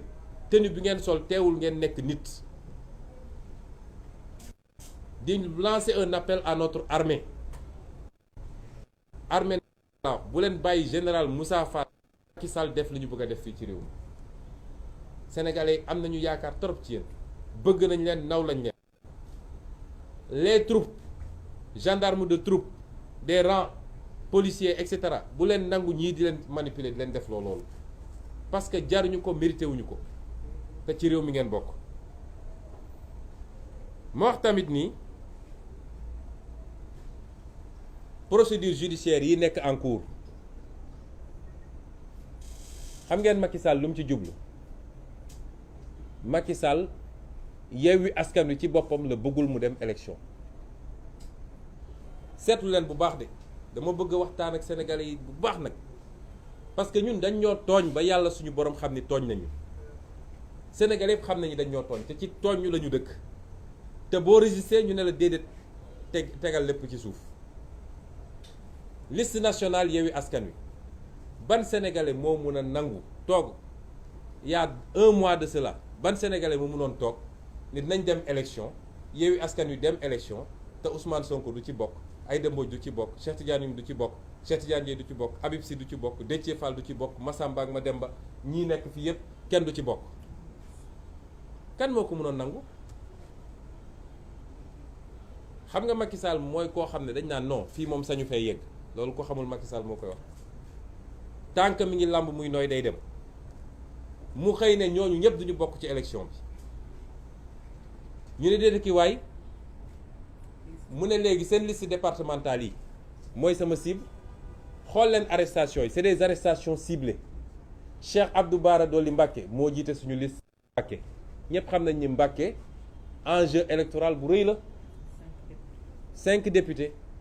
plus de lan 400 000 ou 500 000 électeurs en tout cas ñu tuuti war na mat 400 000 nga ñëwaat ñu ne Guédiawaye 195 000 électeurs nga xam ne enjeu électoral bu rëy la nga ñëw ne Ahmed Aïdara jàpp naa la ñu newaat déet Ziguinchor nga xam ne enjeu électoral bu mag la ne serait-ce qu'à titre symbolique Guy Marius Sagna mooy tête de liste bi nga ne jàpp naa Guy Marius Sagna ñu ne jeexagul de Pikine enjeu électoral rëy la Mame Diarra Fam nekk je crois deuxième sur la liste en tout cas mu war a nekk première femme nga ne jàpp naa Mame Diarra Fam ba nga xam ne du dem après nga ñëwaat ne xam ngeen li tax keroog ñu taxaw buntu kër Barthélémy Dias toog fa ba le lendemain man sama kër toog nañu ba ay 1 heure yooyu ñu takk seen bagage dem waaye Barthélémy dañ faa toog ba le lendemain man génn naa dem ci ñoom ne leen damay dem jumaa ñu ne ma déet jàppuñu ma xëy naa dem ci ñoom ne leen sama waa kër dañuy génn jàppuñu ma Barthélémy bu tegoon tànk ci buntu këram ñu jàpp ko parce que tête de liste Dakar bi la ñu soxla woon stratégie la Macky dafa teg ay pexeem te dara du ko delloo gannaaw askan bi dama bëgg ñu xam loolu dafa teg stratégie am parce que moom mbir mi question de vie ou de mort la ko def kuy jàmmaarloog Macky fi mu ne nii soo ko deful question de vie ou de mort munoo parce que moom foofu la ko yóbbu fa mu leer amul lu ko jomb ci mbir mi li ma wax nii ay fee la xam nga du lu ma inventé yéen ñëpp mun ngeen ko gisal seen bopp su yemoon foofu nag mu ne seen mandataire national Déthié Fall moom si boppam soxla naa ko ndax bi ñii di génn fii ñoom ñëpp a génnandoo Cheikh Tidiane yu mu génn na nu mu tudd Moussa Tine génn na Khalifa Sall génn na waaye instruction bi ñu leen joxoon mooy ñun kii la ñu soxla Déthié Fall soxlawuñu ñii ñëpp Déthié Fall la ñu soxla parce que su éliminé nañu déjà Cheikh Tidiane Youm éliminé nañu Khalifa éliminé nañu Moussa Tine éliminé nañu Aïda Mbodj ñooñu soxlaatuñu leen woon donc stratégie bu leer la Macky Sall teg stratégie boobu xagul moo wax leen lan moo tax ñu dàq procès yi démb Malick Sall moom moo woote ne moom dafa bëgg dossier yi ñoom li ñuy ut mooy des condamnations de principe pour que gars yi tombé sous le coup de l'article 34 xam ngeen article 34 mooy lan mooy privation des droits civiques inéligibilité loolu la ñuy rechercher fi mu toll nii moo tax ñu xam ni justice bi tey soo demee justice bi tey tous les jeunes juges sont des juges indépendants yu am ful la am fayda ñun ni ñu nekkee ndaw di xeex noonu la amee ay ndaw ci biir magistrature bi ñuy xeex dossier li ndaw ñee koy jël mu xam ni ndaw ñi suñ ko jël relax pur et simple mooy am mu demander le renvoi pour ñu dem en audience spéciale pour que les chefs ñoom seen bopp jël soo demee Dakar le juge Ba nga xam ne mooy président tribunal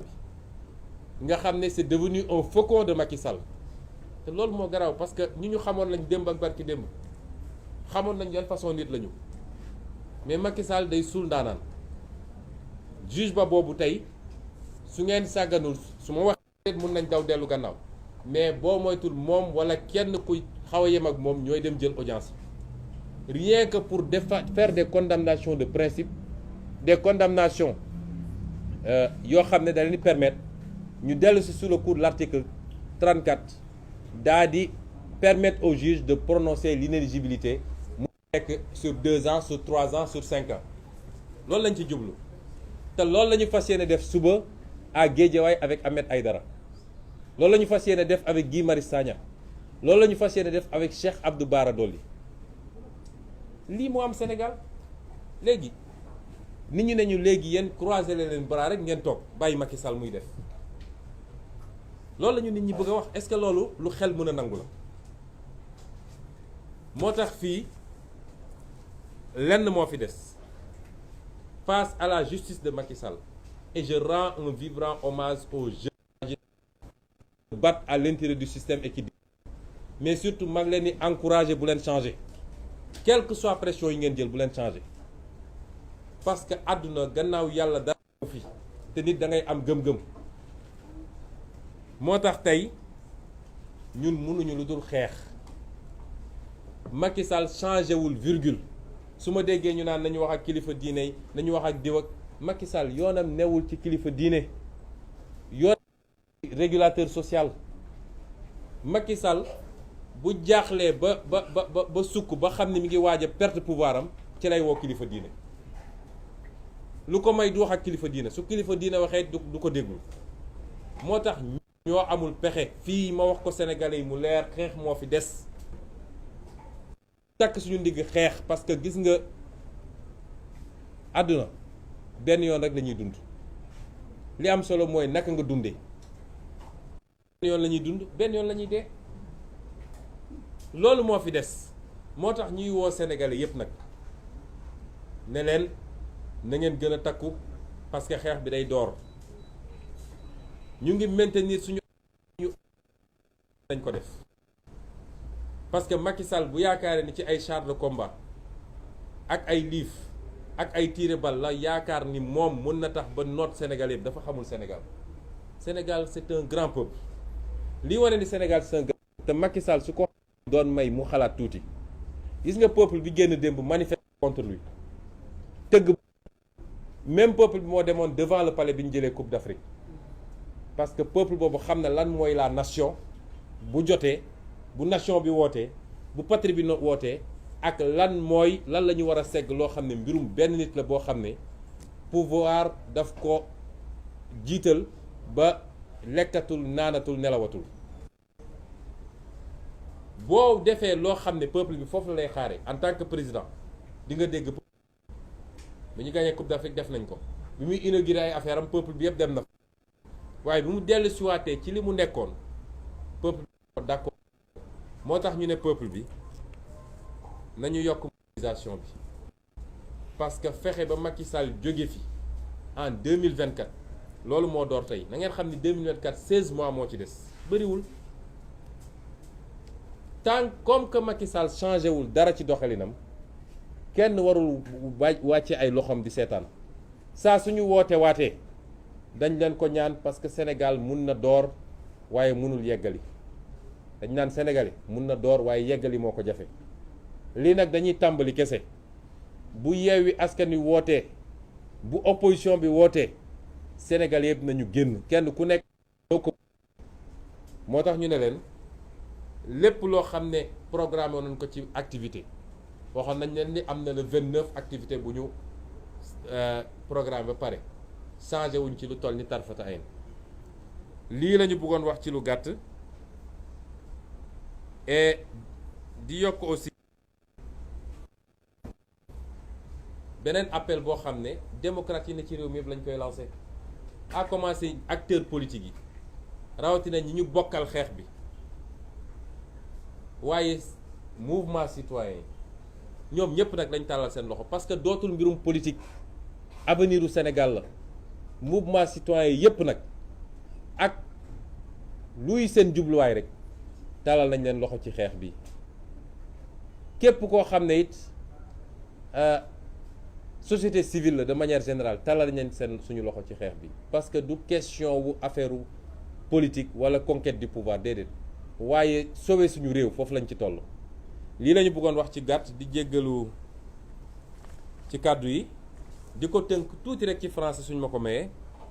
pour dire simplement aux Sénégalais et à l'ensemble des amis du Sénégal,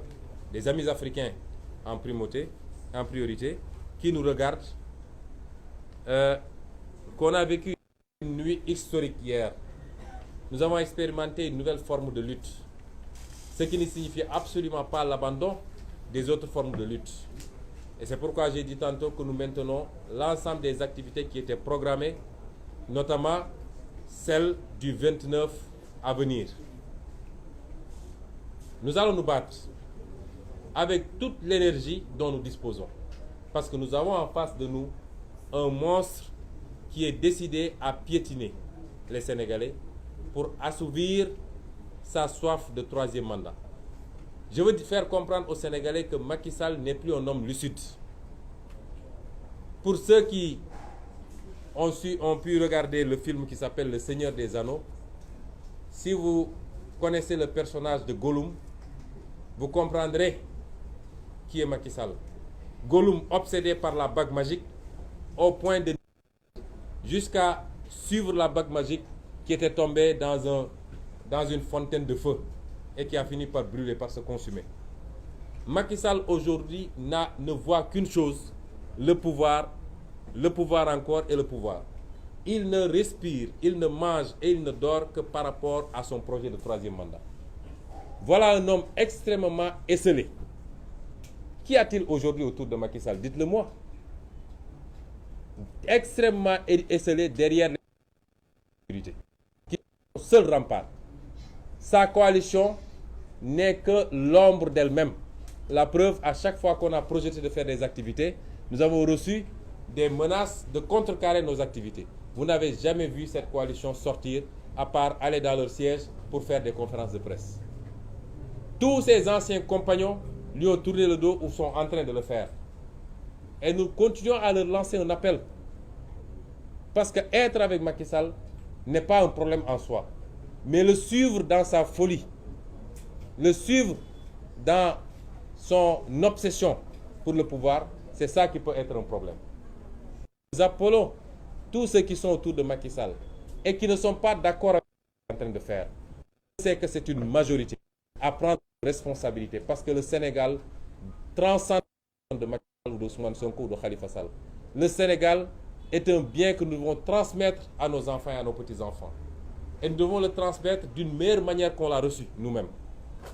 Et c'est cela l'enjeu aujourd'hui. Mais voilà un homme esseulé derrière son palais. Hier, paraît-il, il s'est bunkérisé. Il y avait plus de 7 chars de combat à Mermoz. Ils ont mis même des checkpoints pour que vous puissiez passer. De quoi a-t-il peur? Que des casseroles traversent je ne sais quoi pour venir le trouver à Mermoz. Voilà un homme complètement coupé des réalités du Sénégal. Et c'est pourquoi c'est un homme dangereux. Parce qu'un homme complètement vomi par son peuple, ne disposant d'aucune sympathie, encore moins de popularité, et ne comptant que sur des forces de défense et de sécurité dirigées par des sanguinaires que sont le général Moussa Fall et Bokar Yag, pour mater et brimer son peuple. Cet homme est devenu un danger dont il faut se débarrasser. C'est ça qui est l'enjeu. Et c'est pourquoi nous félicitons le peuple sénégalais. Nous sommes très fiers de ce peuple. Nous avons un très grand peuple que le monde entier admire parce que ce peuple a toujours su répondre présent au moment des grands rendez-vous. Et ce peuple continuera à répondre présent. Hier, le peuple sénégalais a démontré à la face du monde que c'est un peuple digne et fier. Mais c'est un peuple adossé sur des valeurs et des principes. Ce peuple n'est pas sorti pour Ousmane Sonko ou pour Yewwi Askan Wi, pour un leader de Yewwi Askan Wi. Il est sorti parce qu'il est convaincu que ce qu'on lui a dit, c'est ça la vérité. Il est convaincu que Macky Sall est dans le tort absolu. Et ce peuple-là, nous l'appelons à continuer à rester debout. Parce que nous le devons aux générations futures. Ce qui est en train de se jouer au Sénégal est historique. C'est la possibilité de prendre définitivement le bon départ pour le Sénégal. C'est ça qui est en train de se jouer. Et c'est pourquoi le système dans son intégralité se sent menacé. Aujourd'hui, c'est les symboles les plus affinés et les plus achevés de la France-Afrique qui sortent, qui montent au créneau pour défendre Macky Sall. Vous avez vu la sortie de Robert Bourgi qui n'est pas gratuite, mais qui est un aveu de taille, puisqu'il reconnaît que Macky Sall est vomi par les Sénégalais. Et il fait la leçon aux Sénégalais. Ce monsieur se permet de faire la leçon au peuple sénégalais pour leur dire comment pouvez-vous tourner le dos à un homme comme Macky Sall qui est très considéré au niveau international. C'est un aveu en même temps. Mais c'est parce que tout le système, dans son volet interne comme international, se sent menacé, ne s'est jamais senti autant menacé. Mais c'est pourquoi il est dangereux ce système. Il n'hésitera pas à liquider physiquement. Il n'hésitera pas à mettre le chaos dans le pays. Pour que de ce chaos naisse ou se perpétue le système, sous quelque forme que ce soit. Coup d'État, des militaires préparés, ou alors la liquidation d'adversaires pour que... Lisez l'article du colonel Kébé, qui est bien placé pour vous parler de ces considérations-là. Mais il y a un seul bémol par rapport à tout ça. C'est que le peuple sénégalais n'est pas ce peuple-là. Et le peuple sénégalais saura faire face parce qu'on ne nous volera pas ce nouveau départ. Personne ne nous le volera. Ni au niveau interne, ni au niveau international. Et dire au peuple sénégalais que nous ne sommes pas dans des festivités. Nous sommes en deuil. Au moment où je vous parle, nous avons 2 victimes assassinées par Macky Sall et ses sanguinaires lors des manifestations à Bignona et à Ziguinchor. Nous en avons 2 à Dakar qui n'auraient rien à voir avec les manifestations, mais qui ont subi des dommages collatéraux. Pour les victimes de Bignona et de Ziguinchor, les familles ne peuvent même pas encore disposer des corps. La police a encore, l'État a encore mis la pression pour faire mentir le médecin légiste et pour faire dire aux gens qu'ils ont été tués par un objet contondant, patati patata. La famille a dit d'accord. C'est pas vrai parce que nous avons été là, nous avons vu. Mais rendez-nous le corps de notre enfant, nous allons faire la contre-expertise. Jusqu'à présent, ils refusent de prendre les corps. Macky ne se limite pas à faire des prisonniers politiques. Il fait également, même les dépouilles mortelles, il en fait maintenant des prisonniers. Il refuse de rendre aux familles les corps des victimes pour que ces familles puissent commettre une contre-expertise et dire à la face du monde qu'ils ont été assassinés par Macky Sall et sa police. C'est ça qui se passe aujourd'hui. Et c'est fondamentalement grave. Mais dire au peuple sénégalais que nous sommes en deuil. Mais nous sommes aussi en train de gérer une situation parce que nous avons plus de 200 personnes qui ont été injustement, illégalement interpellées par Macky Sall et qui sont aujourd'hui dans les geôles.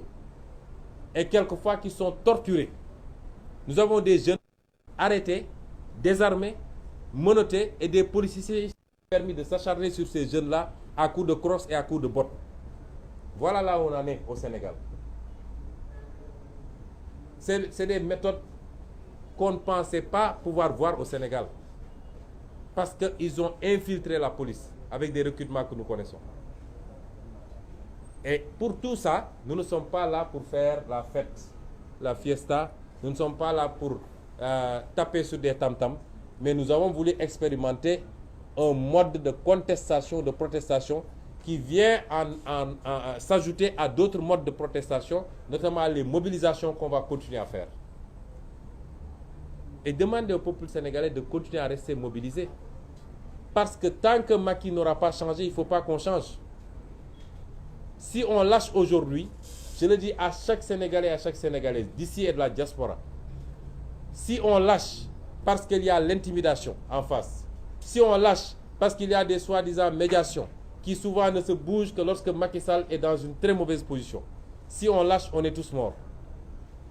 Parce que quand il y a eu les événements de mars passés, Macky Sall a dit qu'il a entendu les Sénégalais. Je veux dire aux Sénégalais et à la communauté internationale que ce que Macky Sall voulait dire par là, c'est qu'il va prendre les dispositions pour que plus jamais que les Sénégalais ne puissent s'exprimer comme ils l'ont fait lors de ces manifestations. En quoi faisant? Il est allé s'armer en Turquie, en France, en Israël. Il a amené énormément de matériel de répression. Et vous voyez le dispositif qu'il sort à chaque fois qu'il y a manifestation. Vous ne voyez même pas ça en France. Vous ne voyez pas ça dans les pays développés. Ensuite, en recrutant beaucoup de policiers et de gendarmes, en profiter pour prendre une partie de ces nervis et les infiltrer dans les forces de défense et de sécurité. Et c'est pourquoi il se croit invincible aujourd'hui. Mais il n'a rien compris, parce qu'on ne peut rien faire face à un peuple déterminé. Et ce qui s'est passé hier, c'est l'expression d'un peuple déterminé. Et à ce peuple-là, nous demandons de continuer à être vigilant. Macky Sall n'a pas changé de iota avec son équipe. M. Antoine Diome, ministre de l'Intérieur. M. Malick Sall, ministre de la Justice. Le général Moussa Fall, dont on connaît les faits d'armes depuis qu'il était en Casamance jusqu'à présent. Bokar Yag, qui est à la tête de la police, qui avait même préparé un guet-apens ici contre les Barthélemy et autres, puisqu'on a les éléments qui le prouvent. Les magistrats du Conseil constitutionnel, qui sont tous sauf des magistrats, des pyromanes en puissance. Ceux de la Cour suprême, qui viennent de rendre d'ailleurs une décision, comme ils l'ont toujours fait. Tout ce que Macky Sall veut, ces gens iront dans ce sens-là. La loi, la Constitution, mettez une croix tant que Macky Sall sera là. Le procureur de la République, l'homme des mines anti-chars ou je ne sais quoi, des gens qui se baladent dans des sacs avec des mines anti-chars ou je ne sais quoi, qui est dans son complot, lui, dans sa bulle, pensant pouvoir fomenter avec Macky Sall un complot pour liquider des adversaires politiques. Les chefs de juridiction, de manière générale. Vous savez, à chaque fois que Macky Sall a voulu faire des choses, quand il a voulu liquider Khalifa Sall, ceux qui avaient jugé Khalifa Sall en appel, c'était qui? C'était Demba Kandji, l'actuel procureur, et un autre, Fall ou je ne sais quoi, qui est... Après, quand on finit le sale boulot, il vous bombarde quelque part. Le procureur, là, il avait amené président de la chambre d'accusation, et maintenant procureur. Demba Kandji, il voulait l'amener directement à l'agence judiciaire. Le poste était occupé. Il l'a amené au palais pour le préparer, comme il est en train de préparer Serigne Bassirou Gueye. Et l'autre là, il l'a nommé président de tribunal à Thiès. Antoine Diome, à qui on avait demandé de faire le sale boulot à la CREI. Ensuite, on l'a amené à l'agence judiciaire pour l'affaire Khalifa Sall, dans laquelle l'État ne pouvait absolument pas être partie civile.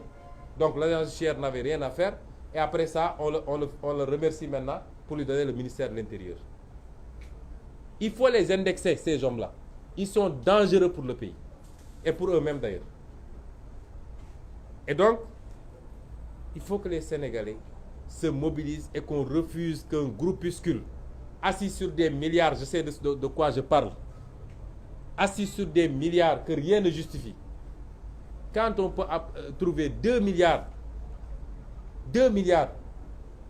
c'est le griot du président de la République. 2 milliards.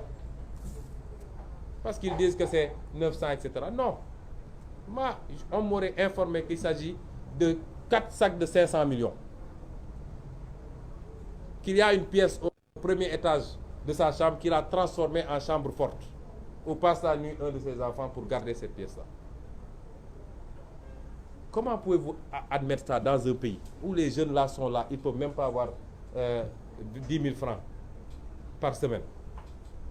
De l'argent volé des caisses de l'État. Et le procureur ne bougera pas le petit doigt. L'OFNAC ne bougera pas. La CENTIF ne bougera pas. Et on prend des opposants tous les jours pour les mettre en prison de manière injustifiée. Et il y a des gens qui nous disent malgré tout croisez les bras et chacun d'entre vous n'a qu'à attendre son tour. Nous le refuserons. Nous combattrons Macky Sall sur son terrain. Les FDS, les forces de défense et de sécurité, vous n'êtes pas des criminels. Refusez que Macky Sall vous transforme en criminel. Vous êtes des Sénégalais comme tout le monde. La justice, et je salue le courage des jeunes magistrats, particulièrement les jeunes juges qui sont dans les juridictions. Je veux dire ici aux Sénégalais, pourquoi nous allons nous battre jusqu'au bout. Macky Sall a éliminé notre liste nationale, puisqu'il y a la liste des suppléants. Mais quel est le Sénégalais et l'Africain, et même partout dans le monde, quelqu'un qui aurait pu imaginer les élections législatives sans que nous tous ici, je ne dis pas que nous représentons toute l'opposition, mais je crois que personne n'est plus significatif que nous dans cette opposition-là. Qui aurait pu imaginer cette élection législative? C'est comme vous nous dites, une élection législative en France, sans Mélenchon, sans Marine Le Pen, etc., parce que les gens ont décidé d'éliminer ces listes-là. Qui aurait pu imaginer ça? Même sur l'international, les gens n'en reviennent pas. Mais ils ne s'en arrêtent pas à si bon chemin. Ce qui est en cours, si vous voyez les arrestations durant les manifestations, elles étaient ciblées. On a arrêté qui? On a arrêté Cheikh Abdou Bara Dolly avant les manifestations. C'est la tête de liste de Yewwi Askan Wi, de la coalition Wallu Yewwi Askan Wi à Mbacké. Mbacké, tout le monde sait ce que ça représente. C'est 5 députés et plus de 350 000 électeurs. Ensuite, on arrête Ahmed Aïdara, tête de liste à Guédiawaye, 195 000 électeurs. On arrête Mame Diarra Fam, tête de liste féminin, femme à Pikine, 5 députés en jeu, plus de 300 000 électeurs. Ensuite, on vient arrêter Guy Marius Sagna, qui est la tête de liste de Yewwi Askan Wi à Ziguinchor. Et ils avaient fait le pied de grue chez Barthélémy Diaz, tête de liste de Yewwi Askan Wi à Dakar, presque 700 000 électeurs. Ils ont même failli enfoncer sa porte. Tellement l'instruction était claire, il faut les prendre. Déthié Fall, notre mandataire national, qui a été arrêté ici. Et il n'y a aucune infraction à leur imposer. Parce qu'en matière, demandez à tout le monde, la jurisprudence est très claire. En matière de manifestation, on ne peut interpeller les gens que sur le lieu des manifestations. Sur le lieu des manifestations. On ne peut pas interpeller quelqu'un à 3 km, 5 km, 20 km de la manifestation et on dit qu'on le poursuit pour participation à une manifestation interdite. Déthié Fall, on l'a arrêté ici, devant cette porte-là. Nous sommes à 2 ou 3 km des lieux de la manifestation. L'infraction n'existe pas. Ahmed Aïdara, on l'a arrêté à Guédiawaye, 12 ou 13 km d'ici. Et il marchait en direction opposée de la manifestation. Il allait à son bureau, pas en direction de Dakar. Mais il y avait des instructions. Mame Diarra Fam, qu'on arrête chez Barthélémy Diaz, qui va voir Barthélémy Diaz. Si vous voulez manifester, c'est à la place de l'Obélisque que vous allez. Une infraction qui n'existe pas, vous prenez les gens. Et Macky Sall, par l'intermédiaire de Malick Sall, tenez-vous bien, pourquoi on a fait les reports, les renvois? C'est Malick Sall qui a demandé à ce qu'on renvoie parce qu'ils ne veulent pas que les jeunes juges héritent des dossiers. Ils ont instruit les présidents de juridiction.